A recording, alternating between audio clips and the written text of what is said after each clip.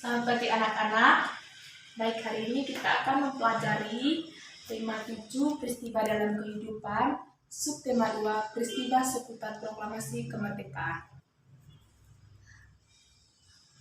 Anak-anak, hari ini kita akan mempelajari tentang menggali informasi penting dari teks narasi sejarah yang disajikan menggunakan aspek apa, di mana, kapan, siapa, mengapa, dan bagaimana.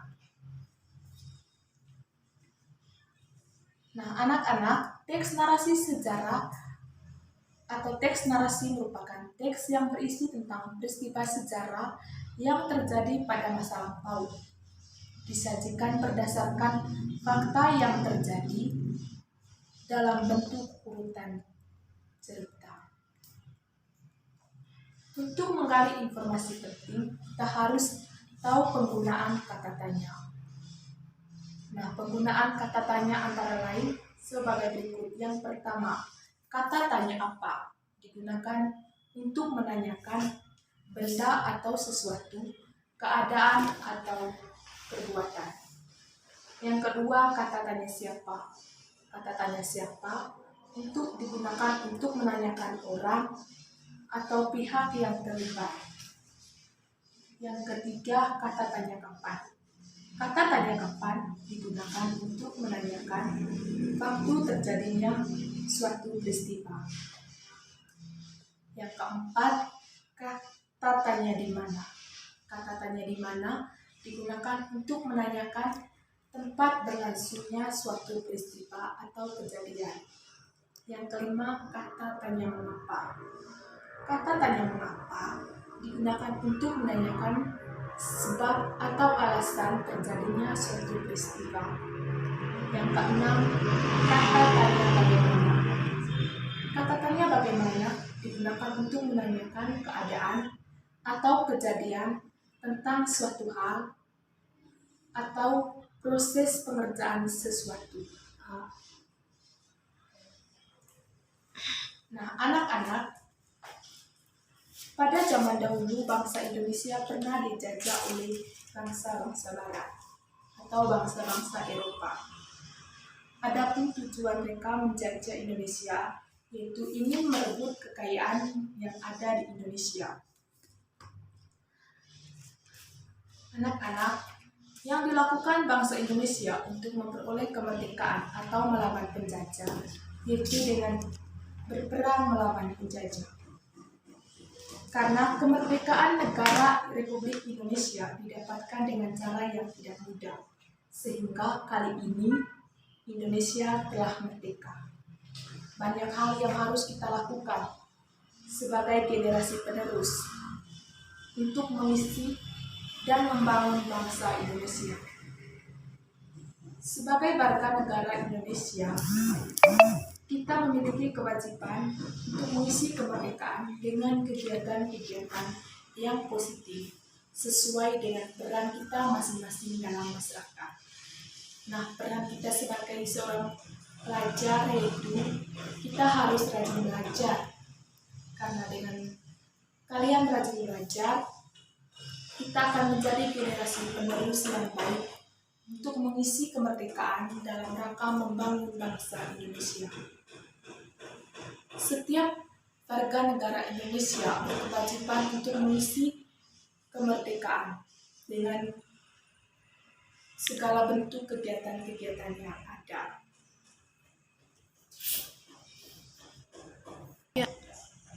Nah, anak-anak, adapun tujuan bangsa Indonesia mempertahankan kemerdekaannya, yaitu untuk mempertahankan segala kekayaan yang ada di Indonesia, mempertahankan keberagaman budaya, agar keberagaman budaya dan kekayaan yang ada di Indonesia tidak jatuh ke tangan penjajah.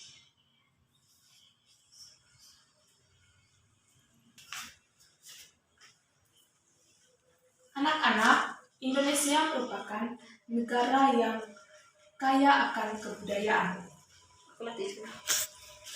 Berbagai kebudayaan tersebut harus dilestarikan dari generasi ke generasi agar tidak punah.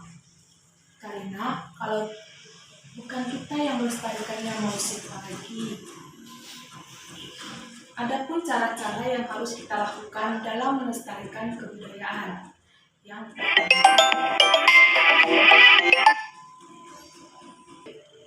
Yang pertama, mengenali berbagai kebudayaan daerah sendiri ataupun daerah-daerah lain yang ada di Indonesia. Yang kedua, partisipasi aktif dalam kegiatan kebudayaan. Yang ketiga, mengajarkan kebudayaan kepada generasi-generasi penerus. Yang keempat, tidak terpengaruh akan adanya budaya asing. Jika kalian mampu menjalankan cara-cara ini, maka kalian sudah berusaha untuk melestarikan kebudayaan yang ada di Indonesia. Keberagaman budaya tersebut menciptakan perbedaan bagi warga negara Indonesia. Namun, sebagai warga negara yang diikat oleh Bhinneka Tunggal Ika, kita tidak perlu takut akan perbedaan. Dengan adanya Bhinneka Tunggal Ika, berarti kita akan selalu disatukan dalam perbedaan apapun. Karena arti dari Bhinneka Tunggal Ika merupakan berbeda-beda tetapi tetap satu. Berarti dari manapun kita, dari budaya apapun kita akan disatukan oleh Bhinneka Tunggal Ika.